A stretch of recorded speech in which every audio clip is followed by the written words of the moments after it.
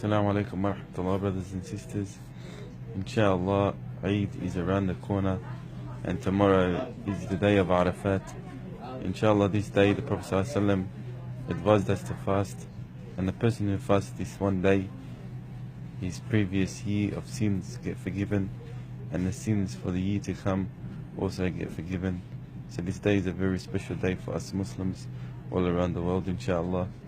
Also the dua, inshallah, gets accepted on these days. So keep your brothers and sisters all around the world who are struggling in your dua. Also keep your brothers and sisters who are sick in your dua. Subhanallah, there's a brother right next to me by the name of Yusuf. He's dying from cancer at the moment. May Allah accept him and forgive him for his past sins. And also, brothers and sisters, spread this video, and inshallah we can warn and remind our brothers all around the world to fast this day of Arafat. Jazakallah khairan wa assalamu alaikum wa rahmatullah.